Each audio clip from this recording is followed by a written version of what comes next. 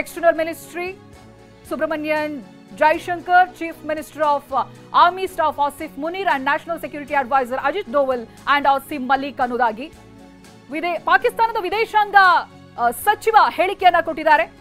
ಇಶಾಕ್ ದಾರ್ ಹೇಳಿಕೆ ಒಂದಾದ್ಮೇಲೆ ಒಂದು ಅಪ್ಡೇಟ್ಗಳು ಸಿಗ್ತಾ ಇದೆ. ಕೊನೆಗೂ ಕದನ ವಿರಾಮವನ್ನ ಪಾಕ್ ಘೋಷಿಸಿದೆ. ಪಾಕ್ ವಿದೇಶಾಂಗ ಸಚಿವರೇ ಕೊಟ್ಟಿರುವಂತಹ ಹೇಳಿಕೆ ಇದು. ಕದನ ವಿರಾಮಕ್ಕೆ ಪಾಕಿಸ್ತಾನ ಸಿದ್ಧ ಇದೆ ಅನ್ನೋದಾಗಿ ಹೇಳ್ತಾ ಇದೆ. ಪಾಕಿಸ್ತಾನದ ವಿದೇಶಾಂಗ ಸಚಿವ ಕೊಟ್ಟಿರುವಂತಹ ಹೇಳಿಕೆ. ಇಶಾಕ್ ದಾರ್ ಹೇಳಿಕೆ. ಒಂದು ಕಡೆಯಲ್ಲಿ ಡೊನಾಲ್ಡ್ ಟ್ರಂಪ್ ಟ್ವೀಟ್ ಅನ್ನ ಗಮನಿಸ್ತಾ ಇದ್ದೀರಿ. ಕದನ ವಿರಾಮ ಘೋಷಣೆ ಆಗಿದೆ ಅನ್ನುವಂತ ನಿಟ್ಟಿನಲ್ಲಿ ಅದರ ಬೆನ್ನಲ್ಲೇ Ishaq Dar tweet, Pakistan and India have agreed to a ceasefire with immediate effect ಅನ್ನೋದಾಗಿ ಟ್ವೀಟ್ ಮಾಡಿದ್ದಾರೆ. Pakistan has always strived and for peace and security in the region without compromising on its sovereignty and territorial integrity ಅನ್ನೋದಾಗಿ Ishaq Dar tweet ಅನ್ನ ಮಾಡಿರೋದನ್ನ ನೀವು ನೋಡಬಹುದು. ಕದನ ವಿರಾಮಕ್ಕೆ ಪಾಕಿಸ್ತಾನ ಸಿದ್ಧ ಇದೆ ಅಂತ ಟ್ವೀಟ್ ಮಾಡಿದ್ದಾರೆ.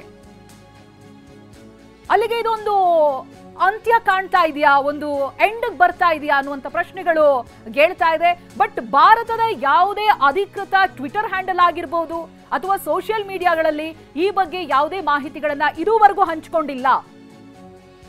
ನಾವು ಹೇಳ್ತಾ ಇರೋದು ಡೊನಾಲ್ಡ್ ಟ್ರಂಪ್ ಮಾಡಿರುವಂತಹ ಪೋಸ್ಟ್, ಟ್ವೀಟ್ ಮಾಡಿರೋದು, ಇಶಾಕ್ ದಾರ್ ಮಾಡಿರುವಂತಹ ಟ್ವೀಟ್, ಇವುಗಳನ್ನಷ್ಟೇ ಹೇಳ್ತಾ ಇದ್ದೀವಿ. ಕೊನೆಗೂ ಕೂಡ ಪಾಕ್ ಕದನ ವಿರಾಮವನ್ನ ಘೋಷಿಸಿದೆ ಅನ್ನೋದಾಗಿ ಇಶಾಕ್ ದಾರ್ ಟ್ವೀಟ್ ಮಾಡಿ ಹೇಳ್ತಾ ಇದ್ದಾರೆ. ಆದ್ರೆ ಭಾರತ ಮೂಲಗಳ ಅಧಿಕೃತ ಮಾಹಿತಿ ಬರಬೇಕಿದೆ. ಡೊನಾಲ್ಡ್ ಟ್ರಂಪ್ ಮಾಡಿರುವಂತಹ ಟ್ವೀಟ್ ಅನ್ನ ಹೇಳಿದ್ವಿ, ಜೊತೆಗೆ ಇಶಾಕ್ ದಾರ್ ಮಾಡಿರುವಂತಹ ಟ್ವೀಟ್ ಅನ್ನ ಕೂಡ ನಿಮ್ಗೆ ಹೇಳಿದ್ವಿ, ಏನನ್ನ ಟ್ವೀಟ್ ಮಾಡಿದ್ದಾರೆ ಅನ್ನೋದಾಗಿ.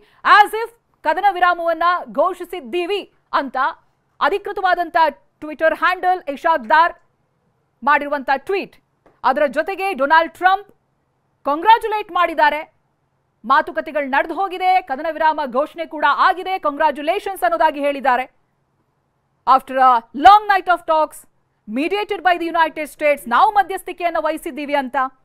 I am pleased to announce that India and Pakistan have agreed to a full and immediate seize fire.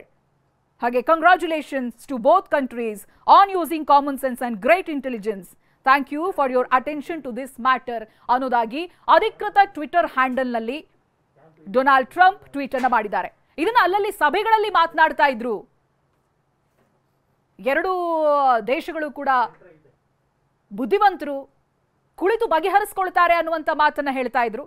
ಇದೀಗ ಒಂದು ಹೆಜ್ಜೆ ಮುಂದೆ ಹೋಗಿ ಅಧಿಕೃತ ಟ್ವಿಟರ್ ಹ್ಯಾಂಡಲ್ನಲ್ಲಿ ಘೋಷಣೆ ಕೂಡ ಮಾಡಿದ್ದಾರೆ, ಕಂಗ್ರಾಚುಲೇಟ್ ಮಾಡಿದ್ದಾರೆ ಇಂಡಿಯಾ ಹಾಗೆ ಪಾಕಿಸ್ತಾನಕ್ಕೆ.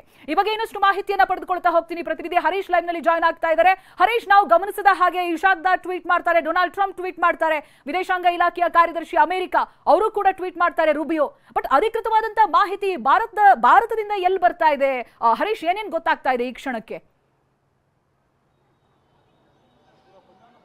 ಹೌದು ಚೈತ್ರ, ಭಾರತ ಹಾಗೂ ಪಾಕಿಸ್ತಾನದ ನಡುವೆ ಆಗಿರ್ತಕ್ಕಂತಹ ಈ ಉದ್ವಿಗ್ನ ಏನಿದೆ, ಯುದ್ಧ ಸ್ಥಿತಿ ಏನಿದೆ, ಇದನ್ನ ಶಮನ ಮಾಡಬೇಕು ಅನ್ನುವಂಥ ನಿಟ್ಟಿನಲ್ಲೇ ಅಮೆರಿಕ ಪ್ರಯತ್ನವನ್ನ ಮಾಡ್ತಾ ಇತ್ತು. ಈಗ ಎರಡು ದೇಶಗಳ ನಡುವೆ ಮಧ್ಯಸ್ಥಿಕೆ ವಹಿಸಿ ಒಂದು ಶಮನ ಮಾಡುವಂತ ಪ್ರಯತ್ನ ಮಾಡಿರುವಂತಹ ಸಾಧ್ಯತೆ ಹೆಚ್ಚಿದೆ.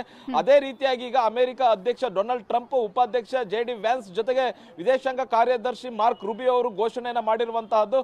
ಭಾರತ ಹಾಗೂ ಪಾಕಿಸ್ತಾನ ಎರಡೂ ಕೂಡ ಕದನ ವಿರಾಮವನ್ನ ಘೋಷಿಸುವಂತ ಬಂದಿವೆ. ಕದನ ವಿರಾಮವನ್ನು ಕೂಡ ಮತ್ತೆ ಮಾತುಕತೆಗೆ ಸಿದ್ಧ ಆಗಿವೆ. ಕುಳಿತು ಮಾತನಾಡುವ ಮತ್ತೆ ಸಮಸ್ಯೆಗಳನ್ನ ಬಗೆಹರಿಸಿಕೊಳ್ಳುವ ರೀತಿಯಲ್ಲಿ ಎರಡೂ ರಾಷ್ಟ್ರಗಳು ಮುಂದೆ ಬಂದಿವೆ. ಕಂಗ್ರಾಚುಲೇಟ್ ಕೂಡ ನಾವು ಅವರಿಗೆ ಮಾಡ್ತೀವಿ, ಶುಭಾಶಯಗಳನ್ನ ಕೂಡ ಅವರಿಗೆ ಮಾಡ್ತೀವಿ.